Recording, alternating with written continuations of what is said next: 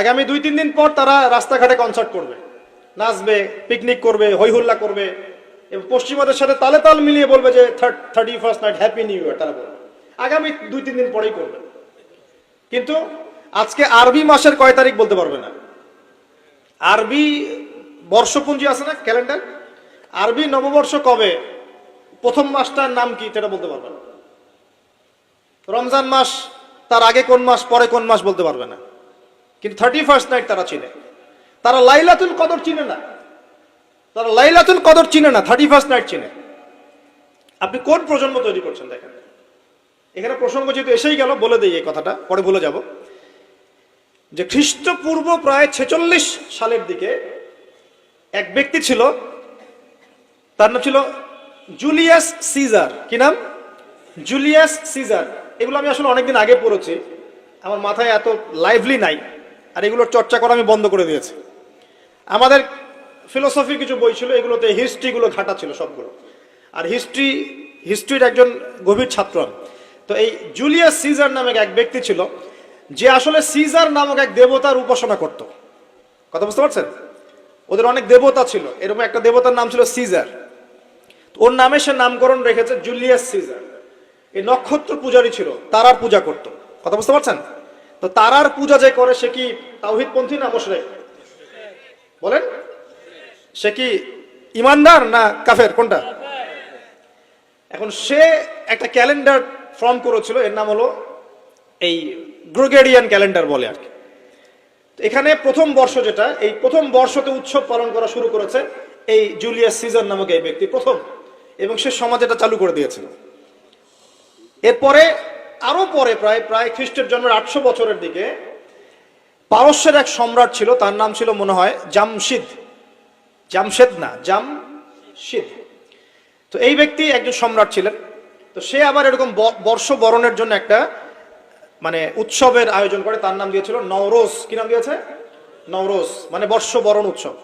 এভাবে এই পারস্য উপমহাদেশে পুরো জায়গাটায় এই নববর্ষ পালনের সংস্কৃতি চলে আসে।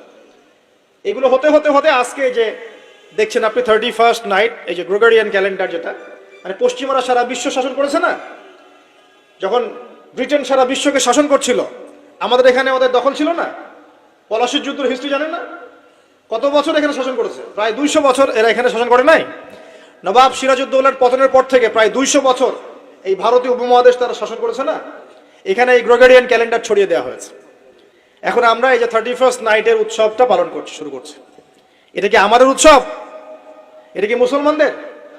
কাদের হলো তাহলে?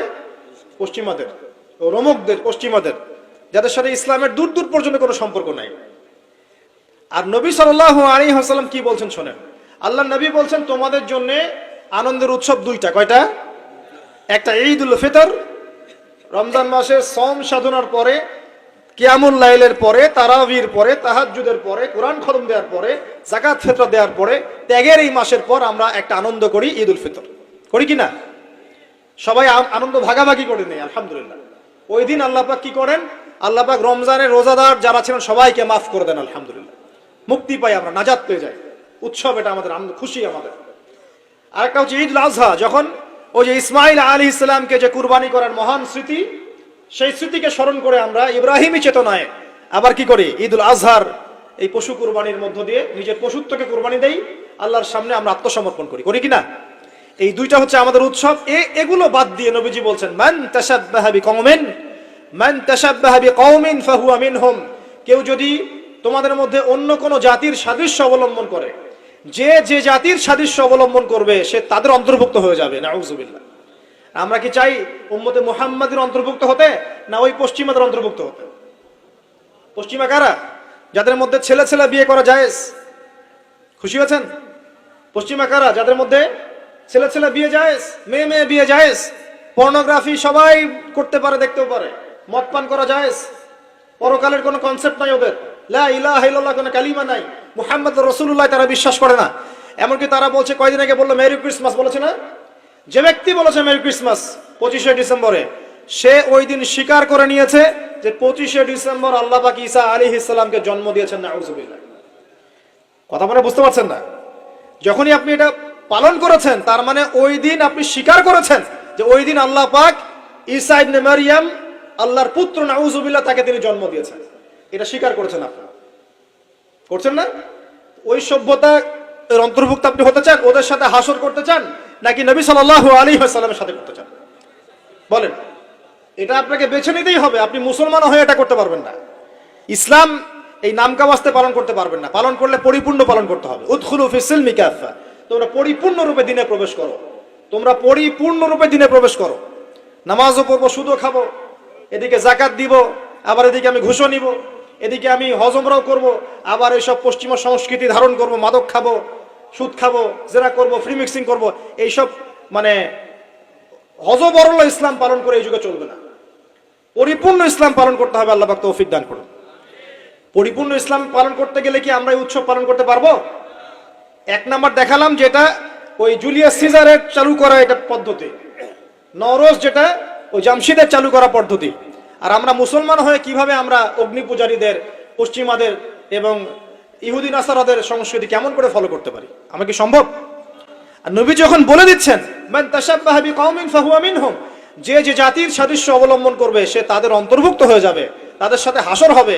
আমি কি তাদের সাথে হাসর চাই, নাকি নবীর সাথে হাসর চাই? এবার আল্লাহ পাক কি বলছেন সেটাও শুনে নেন, তারপরে সামনে যাই। খুব গৌর করে শোনেন। আল্লাহ পাক সূরা মাঈদার 51 নম্বর আয়াতে বলছেন। কত নম্বর আয়াত বলেন? কোন সূরা?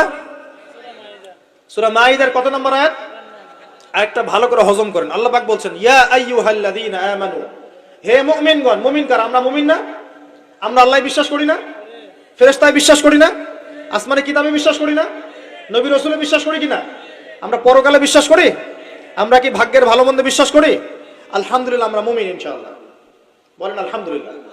এই মুমিনদেরকে আল্লাহ পাক বলছেন ইয়া আইয়ুহাল্লাযীনা আমানু, হে মুমিনগণ, লা তাত্তাখিযুল ইয়াহুদা ওয়ান নাসারা আউলিয়া, তোমরা ইহুদ এবং নাসারাদেরকে বন্ধু রূপে গ্রহণ করো না। বা'দুহুম আউলিয়াউ বা'দ, তারা একে অপরের বন্ধু। ওয়া মান ইয়াতাওয়াল্লাহুম মিনকুম ফাইন্নাহু মিনহুম, তোমাদের মধ্যে কেউ যদি ওদের দিকে মুখ ফিরায় সে আমাদের অন্তর্ভুক্ত না, তাদের অন্তর্ভুক্ত। ইন্নাল্লাহা লা ইয়াহদিল কওমা যালিমিন, আর আল্লাহ পাক এই জালেমদেরকে কখনো হেদায়েত করবেন না। মানে আমরা যদি ওদের অন্তর্ভুক্ত হয়ে যাই আমরা জালেম হয়ে যাব, আর এই জালেমদেরকে আল্লাহ পাক হেদায়েত করবেন না। আল্লাহ পাক সূরা বাকারা আরো বলেছেন ওয়ালান তারদা আনকাল ইয়াহুদ ওয়ালান নাসারা হাত্তা তাত্তাবিআ মিল্লাতাহুম, হে নবী তোমার উপরে ইহুদের লোকজন এবং খ্রিস্টানরা কখনোই সন্তুষ্ট হবে না, কখনোই সন্তুষ্ট হবে না যতক্ষণ তুমি তাদের ধর্ম মিল্লাত গ্রহণ না করছো। আপনি ওদের সাথে তালে তাল মিলে নাচ গান করেন, তারা আপনার উপর সন্তুষ্ট হয়ে যাবে। আর আপনি যখন ওদের উপর তালে তাল মিলাবেন না, লা ইলাহা ইল্লাল্লাহ মুহাম্মাদুর রাসূলুল্লাহ থাকবেন, ওরা আপনার উপর সন্তুষ্ট হবে না। আমরা কি দুনিয়াতে ওদের সন্তুষ্টি চাই না আল্লাহর সন্তুষ্টি চাই? যদি আল্লাহর সন্তুষ্টি চাই, নবীর সাথে হাসর করতে চাই, কোন মুসলমান যুবক যুবতী আগামী এই নোংরা অপসংস্কৃতিতে গায়ে গা ভাসাবে না। এই দিনে কোনো কনসার্ট চলবে না, এই দিনে কোনো বেহায়াপনা হবে না, এই দিনকে কেন্দ্র করে কোন রকমের এই পিকনিক বা ঢাকঢোল পিটানো আর এই যে তোমাদের সাউন্ড বক্সে গান বাজানো কোনো কিছু চলবে না ইনশাআল্লাহ। পারা যাবে? মনে রাখবে এই কাজটা ছোট নয়, করার মধ্য দিয়ে আপনি কুফর করছেন। কুফর, আপনি আল্লাহর নবীর হাদিসকে অস্বীকার করছেন, আল্লাহর কোরআনের আয়াতকে অস্বীকার করছেন, আপনি আল্লাহর দুশমনদের সাথে খুশি পালন করছেন। সুবহানাল্লাহ।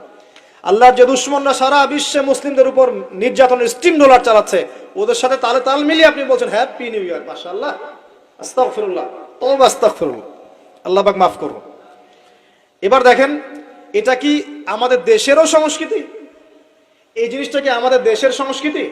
বাঙালি ভাষা, বাঙালি জাতি, বাংলা ভাষা আমাদের প্রাণের যে ভাষা এবং দেশ এবং মাতৃভূমি, এদের সাথেও কি এটা সম্পৃক্ত? এদের সাথেও কি এটা যোগসূত্র আছে? এটা ধার করা সংস্কৃতি, কথা ঠিক কিনা? তো ধার করা সংস্কৃতির চর্চা আমরা বাংলার মাটিতে কেন করব? আমাদের বাংলা সংস্কৃতি নাই? আমরা বাঙালি না? আমাদের ভাষা নাই? আমরা ভাষা নিয়ে গর্বিত না? কেন আমরা আমাদের ভাষায়, আমাদের দেশে, আমাদের জমিতে অন্যের সংস্কৃতি এনে ওইসব ভাষার গান আমরা কেন চালু করব? ওইসব ভাষায় আমরা ঢাকঢোল কেন পিটাবো? আমাদের নিজস্ব সংস্কৃতি নাই? আছে কি নাই? এবার আসেন আরেকটা পয়েন্ট দিয়ে শেষ করি এই লেকচারটা। সেটা হলো একটা বছর যে চলে গেল, একটু মনোযোগ দাও এদিকে। একটা বছর যে চলে গেল, এক বছর চলে যাওয়াতে কি আমার খুশি হওয়া উচিত না কষ্ট পাওয়া উচিত? মনে করেন আপনার 60 বছর হায়াত আছে বা আমার 60 বছর হায়াত আছে, কথার কথা বলছি। এখন এক একটা বছর যে চলে যাচ্ছে আমি কি মৃত্যুর দিকে একটু একটু করে আগাচ্ছি না? আপনি আগাচ্ছেন না কি ভাই? কথা বলেন, আগাচ্ছে কি না? তাহলে আমরা একটা বছর চলে যাচ্ছে মানে কি আমরা একটা একটা করে ধাপ আগাচ্ছি কবরের দিকে। এখন আমার জীবন থেকে 2022 সালটা চলে গেল, তার মানে এক বছরে আমি কতটুকু নামাজ পড়লাম, কতটুকু রোজা রাখলাম, কতটুকু তাসবিহ তাহলিল করলাম, কতটুকু দাওয়াতি কাজ করলাম, দিনের জন্য কতটুকু কি করলাম, এইটা ফিকির করা উচিত না আমার? আমার জীবন থেকে একটা বছর চলে গেল মানে আমি কবরের দিকে এক ধাপ এগিয়ে গেলাম। এখন এগিয়ে যাওয়ার খুশিতে আপনি আজকে উৎসব পালন করছেন। আস্তাগফিরুল্লাহ, কি বুদ্ধি মাথায় দেখেন। জীবন থেকে একটা বছর হায়াত কেটে পড়ে গেল, এটাতে সে খুশি হয়েছে এবং খুশি হয়ে সে উৎসব পালন করছে, কনসার্ট করছে, ঢাকঢোল পিটাচ্ছে এবং পিকনিক করছে। কত বুদ্ধি মাথায়। মৃত্যু কাছাকাছি আসলে কি মানুষ খুশি হয় না কষ্ট পায়? মৃত্যু কাছাকাছি আসলে মানুষ কি খুশি হবে নাকি আরো চিন্তা করবে, হায় আফসোস, এক বছর যদি আরো ভালো কাজ করতে পারতাম আরো ভালো হতো? কোনটা বলেন? আফসোস হবে না? অবশ্যই হবে। হ্যাঁ, তার মানে এখন আপনি যদি কিছু করতেই চান, এই 31st নাইটে যদি আপনি কিছু করতেই চান, তাহলে আমি বলবো, আমার পরামর্শ, সুন্দর করে ওযু করে আইসে আপনাকে জায়নামাজে দাঁড়াতে হবে। দাঁড়ায় 2 রাকাত নামাজ পড়ে চিন্তা করবেন, আল্লাহ এক বছর যে চলে গেল, আমি এই গত বছরে কি করলাম, দিনের জন্য কি করলাম, দুনিয়ার জন্য কি করলাম, পরিবারের জন্য কি করলাম, কতটুকু জ্ঞান অর্জন করলাম, কয়টা কোরআনের আয়াত শিখেছি এক বছরে, কয়টা হাদিস শিখলাম, কয় ওয়াক্ত নামাজ ঠিক মতো পড়লাম, রমজানের সম রেখেছিলাম কিনা, দান সৎকা করেছিলাম কিনা, সৎ কাজে আদেশ করেছিলাম কিনা, অসৎ কাজে নিষেধ করেছিলাম কিনা, এই ফিকির করতে পারেন আপনি বসে বসে। যদি করতেই হয় কিছু তাহলে এটা করতে হবে, অন্য কিছু করার সুযোগ আছে? উচিত হবে? একে তো আমাদের দেশের সাথে এই সংস্কৃতির কোনো সম্পর্ক নাই, এটা দেশদ্রোহিতাও হচ্ছে, আবার ইসলামের সাথেও এর দূরত্ব কোনো সম্পর্ক নাই, ইসলামের সাথে দ্রোহিতা করা হচ্ছে। তাহলে বলেন, আমরা যদি আল্লাহ এবং তার রাসূলের সন্তুষ্টি চাই, তাহলে আমরা কি আল্লাহ এবং তার রাসূলের শত্রুদের সংস্কৃতি গ্রহণ করতে পারি? আল্লাহ পাক আমাদের সবাইকে বোঝার তৌফিক দান করুন। প্রিয় ভাইরা, যারা এই লেকচার শুনবেন অনলাইনেও চলে যাবে ইনশাআল্লাহ, যাদের কানে এই লেকচার যাবে, যদি কিছু করতেই হয়, জায়নামাজে দাঁড়িয়ে, ওযু করে জায়নামাজে দাঁড়িয়ে 2 রাকাত নফল নামাজ পড়ে তওবা করতে পারেন আল্লাহর কাছে, আল্লাহ এক বছর চলে গেল, কি করতে পারলাম জানি না, আল্লাহ আমাকে পরের বছরটা আরো ভালো করে দিনের জন্য কাজ করার তৌফিক দান করুন। এইটুকু করা যাবে না? যদি করতে চান এতটুকু করেন, এর বাইরে কিছু করতে চান না। আল্লাহ পাক বোঝার তৌফিক দান করুন।